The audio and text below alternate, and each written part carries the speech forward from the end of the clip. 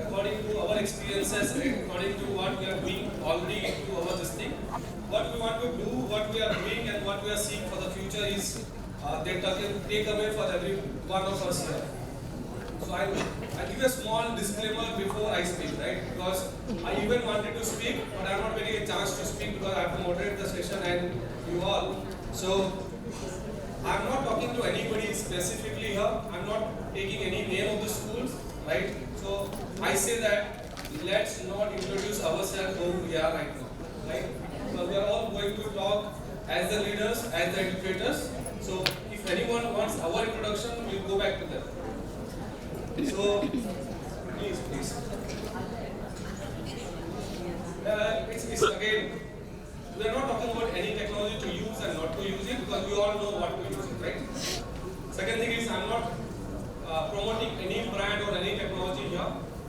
I'm not talking about any business and any money matters here. So that is my disclaimer for today's topic. And talking about tech-based classrooms, right? Give my understanding to you all first to start from the panel. How many, this is all a question for you all, right? How many of our teachers, right? I am looking for a yes and a no. How many of our teachers can record, edit audio clips? How many of our teachers can record and edit audio clips? Say yes if say 50%. Yes. And say no if it's less than 50%. Yes. Be true to your answers. Right? Yes. No, see, don't take my answers. Take all my questions back home and think yourself. You will get your answers. Right? How many of our teachers use the social media like Twitter, Facebook and others to learn? Yes. Individual teachers. I'm talking about the last but the least teachers also. How many can create digital portfolios? How many can make digital contents? How many can create infographics, right? How many can digitalize their basic, what you call as photographs to a video files, right? So that is the thought which we will talk about. We'll listen to all of them. And what I'm talking about is, I'm a very difficult person to sell a product, right? You will be find very difficult for me because I only use if I can use it for the next 10 years. I'm not using to compete with your school. I'm not using to show it to anyone. I don't want to put it in my flyers and my advertisement that I do this, right? So if the product talks about 10 years and I believe on that, that is the only thing we can talk about. So all sort of educators here to be very precise and talk about a basic introduction to the topic what we have so that they can take away something. Then I talk about a rapid fire to understand, right? We can just start with Anjali madam. Okay, my name is Anjali Ranjan. I am the CEO of Goenka School, Hyderabad. Precisely. 5 seconds. That's it. The overview of the topic, I think they're talking about digital technology and how good you are, and I'm very bad at it. So very, very honest, and I think we'll talk a little bit about how good you can be. Let's hear it from everybody else, and we'll love to hear. But I just want to say one more thing. Digital technology will never replace humans. Thank you. Thank you, Anjali, and I'm Lalika Naidu from Meridian School. And well, technology, like our generation probably is not as good as the new generation of students coming up. So technology is there to stay, and we need to leverage it and use it in the best possible way for the learning. And we'll discuss by and by. I think it's just an hour of introduction. So the best practices we'll discuss a little later. Then pass it on. Yeah. Hi. First of all, technology is just that, it's a tool, and I think, like any tool, it depends how you use the tool as to how effective it will be. To answer your question about what we can do, I don't think it's really relevant. I think it's what children can do. Before we take ourselves all too seriously, kids are learning in spite of us, not necessarily because of us, and they've got all the tools they need to learn anything they want. They come to school because it's a social activity, and we know that kids, all of us, learn best in groups and working collaboratively. So it's a bigger issue than just the technology itself. I think the panel discussion is all about as to how the technology and innovation support and impact the very essence of learning. Yeah. Yeah, hi. So when it comes to innovation and technology, we at Stones to Milestones have two very prominent statements that we believe in. One is for technology to be efficient and effective, it has to be invisible. The moment it starts coming into our hindrance as a hindrance, it starts creating obstruction. So it has to be invisible for it to be most effective. And second is technology has, when we say ed tech, education technology, it's very clear that education has to precede technology and not the other way around. So we can't have any tech product come in with education as a sideline, but education has to be the base of it. Good afternoon, everyone. To summarize, I can introduce myself as Hyderabad champion for Google Women Entrepreneurs on the Web. So we were the first school to take it online. Reason behind that was to make it much more convenient for our teachers, for our parents, for all the other stakeholders to use technology because that's what we as a school believe in, that is way forward for education. So why did we choose Google is because that's quite user-friendly. You don't have to be a technical person to use it. And we pretty much introduced it to all our vendors as well. So we run the entire school on Google platform currently. Yeah. So that's why they made me the Hyderabad champion for Google Women Entrepreneurs. And we did help close to 10,000 women through Google to come online. This was way back in 2011 to 2013. Thank you. Can we all share one of our best practices where we see that we have got into the classroom, right? With the help of the teacher, we have really passed on that learning to the child. So, precisely, shortly, let's say one very short answers. One best practices which all we are using. Well, I'll talk about something which I like rather than what we have used over the platform. One of them is Flip Learn. I think this is one of the best uses that technology can get to enhance education. So by Flip Learn, it would be that whatever is happening in the classroom, then the child can go back home and also practice there or pick up on the points that he is lost when he was in the classroom. And but there's a contradiction there that in our Indian context in schools, we don't allow much of technology to enter the classrooms, especially the mobile phones, or even sometimes the tabs. Tabs have to be very, very limited in terms of its approach. So there are constraints, but there are good uses to that. So if we understand how exactly we can convert the usefulness of technology without the technology overtaking the actual teacher or without it overtaking the person.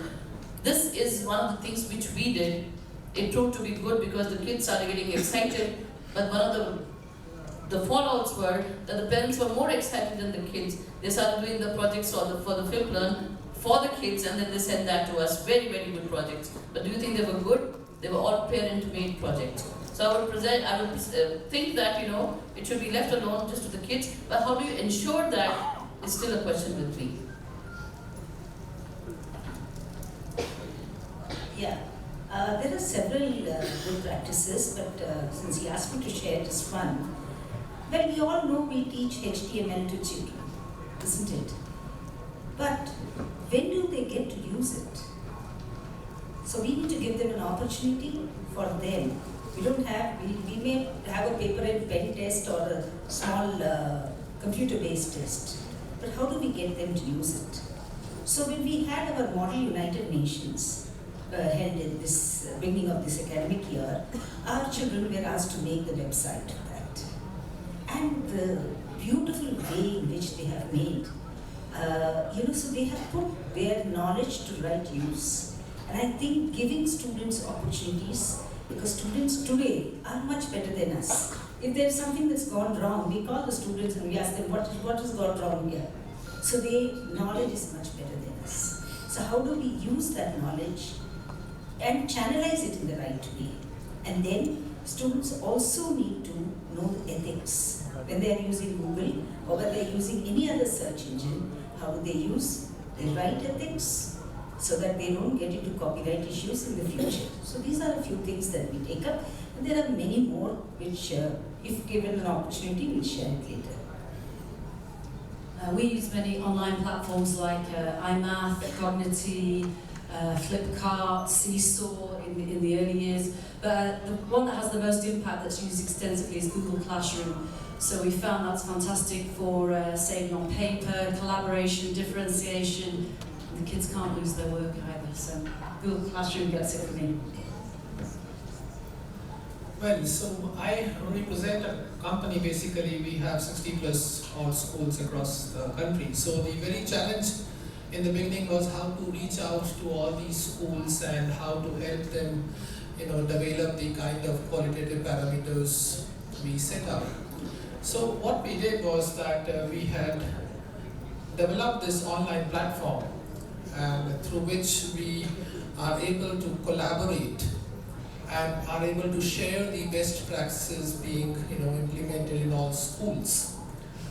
The very essence of learning lies in the collaboration. I mean, a lot of technology platforms and kind of gadgets and other things keep on evolving and are being introduced in schools. But the very science of learning, the essence has not changed. The essence of the learning and developing is collaboration. So how this online platform helps us in collaborating with the teachers across the schools, with the students across the schools, is through sharing information, sharing resources, having an access to the resources developed across our 60 plus odd schools. So you have various platforms, online platform. You have Microsoft SharePoint, you have Google G Suite. I think Ma'am was talking about it some time back. So we have been able to initiate a similar kind of a platform, which of course is limited to the schools which we run, but I think it helps a lot in collaboration, and that's what I think has been an important step in terms of technology integration we have been able to take as a group. Yeah. So, Preetham, to answer your question on best practice of using technology inside the classroom for us has been to keep technology outside the classroom. So, what we've done as an organization, we believe reading is a very key life skill that every child should have, and reading with comprehension and fluency is the foundational skill. What we've done with technology is we've provided access to the teacher and to the parent, who are very important stakeholders in the child's reading and learning journey. And what technology does is it levelizes, it first understands what is the current level of a child, because in grade 3 we could be having a child who's reading Harry Potter and a child could be reading Tinkle books. So how do we provide content which is appropriate for the child using technology? How do we measure the child's progress through technology, and how do we provide more challenging content through the child's reading journey? That's how we to you and saying that ma'am, he did this or she did this. So what we try and implement in our school is, before you complain once, you have to tell 5 good things about the same person. So they learn to evaluate, is this a valid thing that they try and bring up to our notice to be sorted out.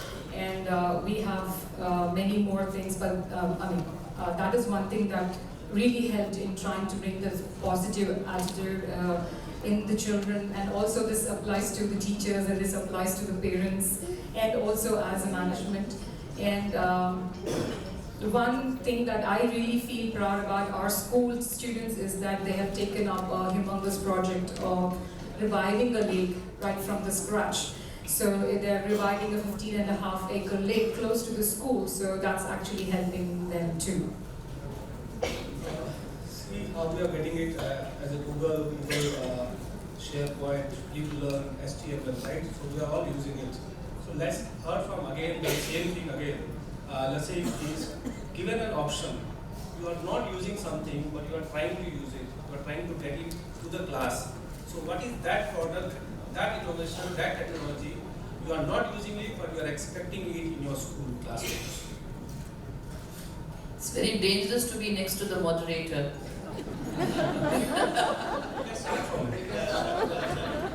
So, one place where we would love to use technology the most is the library. Because the library is a place which hasn't changed since I went to school in most of the schools, and that's a place which is most underutilized and has the maximum potential to develop reading skills in children. And we have books, kept in shelves which are segregated by grades, by ages. But how do we know which book is appropriate for which child? How do we make the librarian the chief reading officer in the school and provide, and not just be a bookkeeper, but kind of provide suggestions in terms of how and what kind of books to give to which child? I think there's a lot of work that we are doing and we can do in the library space with technology. Well, I would like to take it a little beyond the school system. When we talk about the science of learning and we talk about the very essence and the soul of it, I think I have been talking about collaboration, and that remains the same whatever technological tool or techniques we bring into the school. But at the same time, the very essence that we are looking at redesigning and redrafting the curriculum. So, there is some kind of collaboration needed at level of all stakeholders. The collaboration which will help us not only to redesign the curriculum with kind of technology getting into it, artificial intelligence and all, the demand for the redesigning the curriculum which is more flexible in nature and helps the technology to integrate, to enhance the learning levels through collaboration, through peer learning, through the tools which bring all stakeholders into the learning process, into development of a curriculum which will help in learning process and help the learner. So I think technology and the technology tools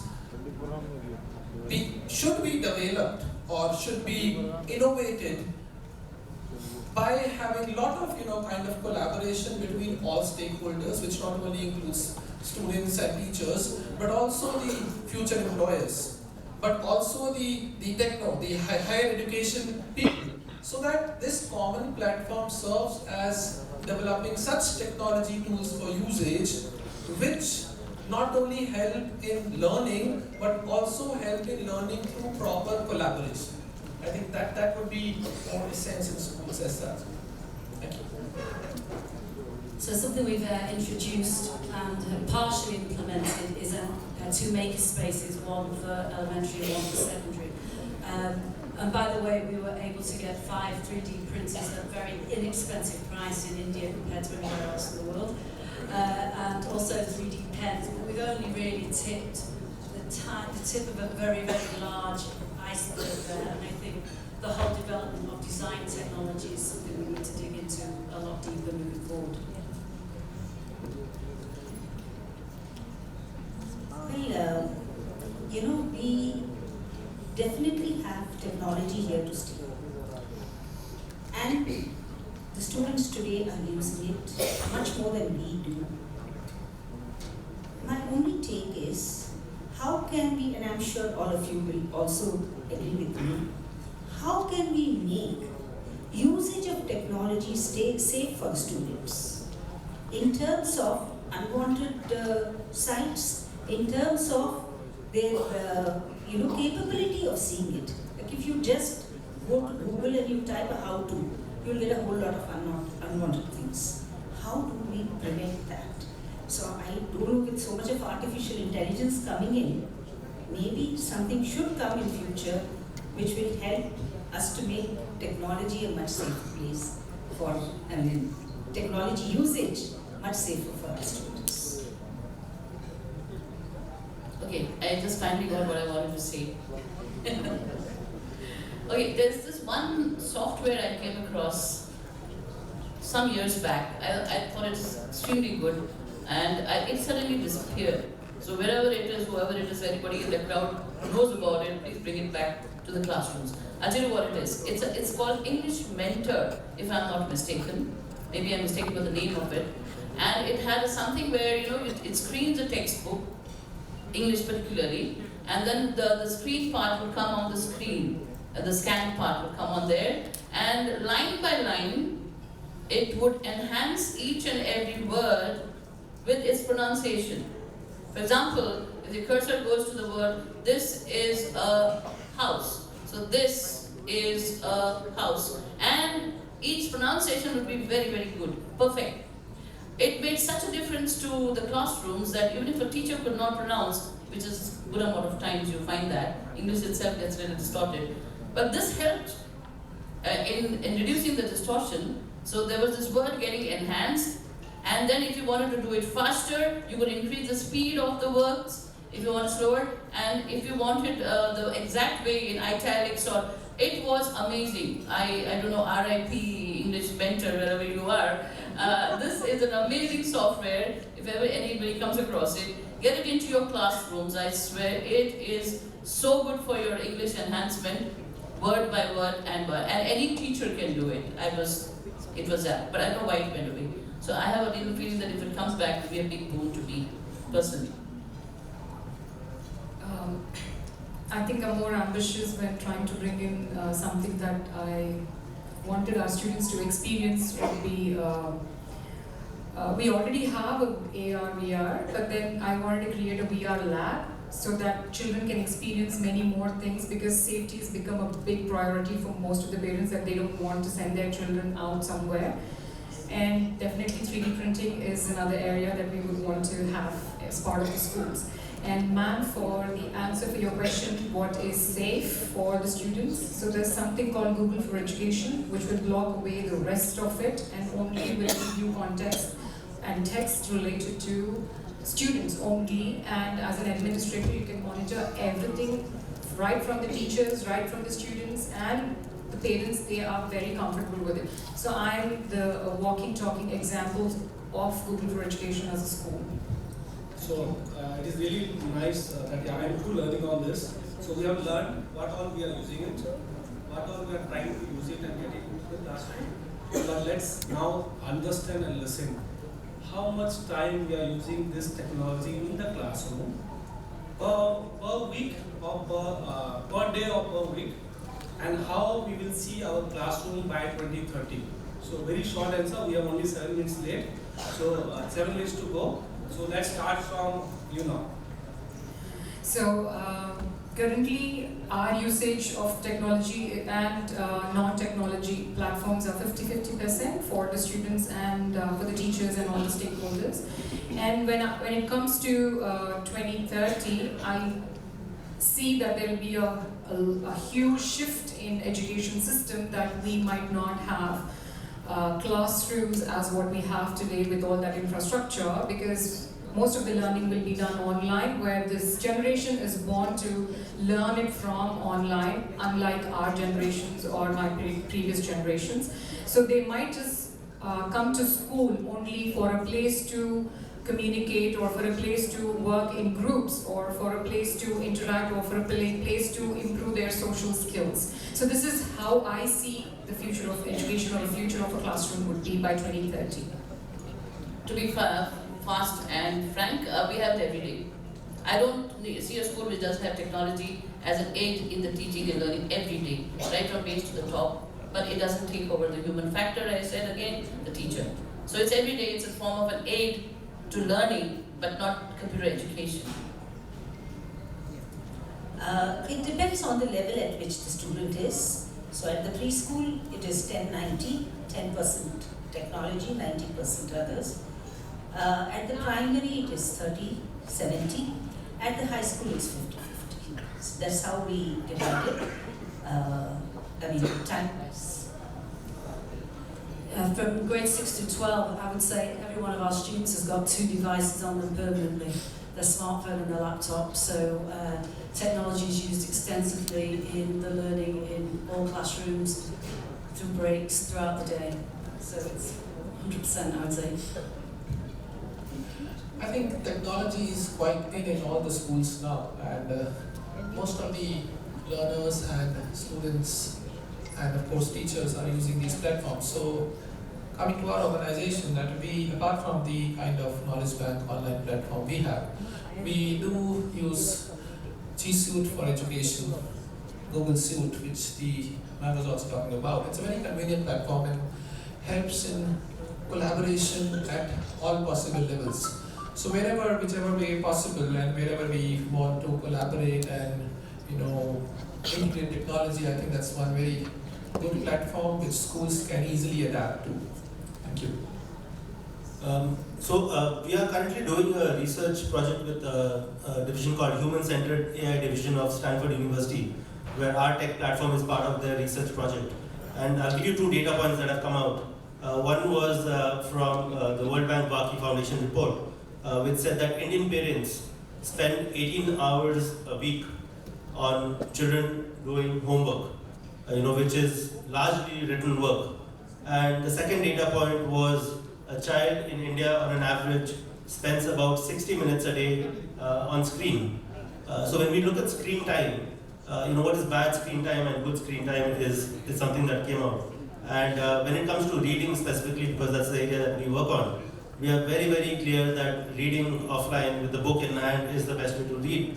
But for a child who is so addicted to technology, who's spending 60 minutes a day, how can we trigger that love for reading in that child? And that's where we are working with the recommendation engine, where if a child spends 8 to 10 minutes a day using a tech platform which he or she is comfortable in, and to develop the love for reading, it will just gradually help the child to move more offline. So our recommended usage is about 8 to 10 minutes a day of technology. The answer should be a 1 word or 2 word max. What is that word which comes to our mind when we decide to use or not to use a technology, right? It is a price, it is too hard, it is non-available, this is not for future, this is not for the child, this is not for the teacher. Whatever it comes to our mind, you have to answer it in a 1 or 2 words. How to choose a technology? Safety. A good option. An opportunity. I think I would go with safety as well.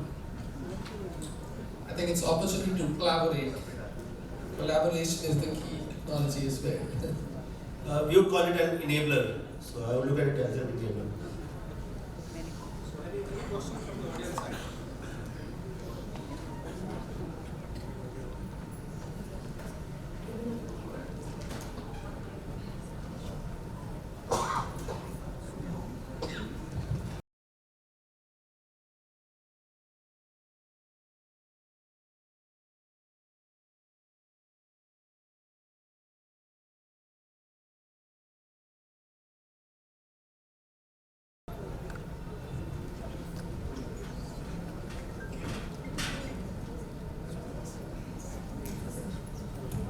Good afternoon. Well, my question is not directly to the panelists, but to all these technology service providers that we have around. I think we are convinced now that technology is here to stay. They are all same because nobody talked about the cost. No. We are not talking about the cost. We are looking at it as a safe, game to play. So we're talking about technology that is here to stay, and it is inevitable, and kids cannot anymore study without technology integration. I think we are all convinced about it, am I right? Having said that, is there anybody here who can develop apps and make information available to kids without the aid of internet? Because without internet, I think if information is disseminated to children at their own access, I think we don't have to worry about you go to Google and how do I, and then many things come up there, what to try, many things come up there. I think we don't have to do that. So with the best of creativity and the brains that we have in India, can we look at developing something, which can reach to every student without the hassle of that negativity of the internet? That's what for the service providers and the technological heads here. I think if you can do that, we are all in with you. Because we have a lot of projects in CBSE that we give children, but again, parents question us. You are the ones who are giving them projects that are, to be used with internet, to be done with internet, and then you are saying that they're all spoiled kids. So we can discuss offline, ma'am. I think there might be something which you may be interested in.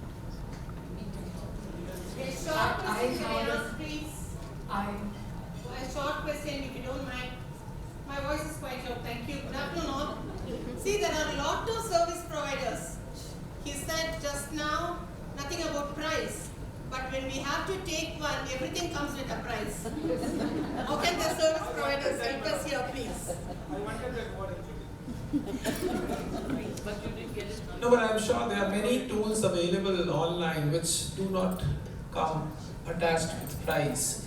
We can initiate and start with that, understand it better, and I'm sure how it will help the learners. We can always look at its utility. I'm sure there are, not only the one which come with small price tags, or maybe, you were talking about offline tool, whether it is any form of Baiju or anything, I don't know, information or learning. But there are many such tools which are available online which do not come with the cost. Right, thank you. It's not only the price takes a back here. Yeah. So there are a lot of service providers. Each one is unique in its feature. Absolutely. That's where what to choose. That's why diversity. That's it. Right. To answer ma'am's question, internet is not a bad thing, ma'am, when we know the right tools to implement on. So Google Chrome with Google for Education is the only answer, where you will still have access to all those things which are required and which will monitor, where you will feel safer. And this they can take it home because it's a cloud based. So it becomes very difficult for us to provide an offline because that would be limited, because we're talking about a no limit world when it comes to technology. So that's the safest option or a solution that I can recommend of. And coming to the question that does it have to be expensive? It doesn't have to be. So there are a lot of apps, there are a lot of online platforms which are quite child friendly, which you can implement as part of the school and feel comfortable sharing it with parents as well. It's just that you need somebody who knows how to find these things and pass it on to them. Thank you. Thank you very much. Thank you all the panel members. Thanks for views and your suggestions. I would just request Mr. K. Sharad Chandra from Butterfly Edu Feeds to come over stage.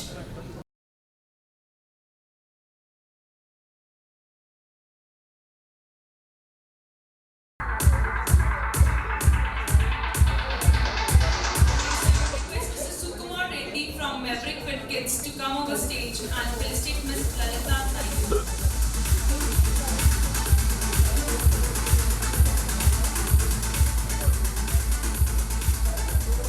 I would request Mr. Mekin Lala from LogicWits to come over stage and felicitate. Request Mr. Kuldeep Surolia to come over stage and felicitate Mr. Amit Agrawala.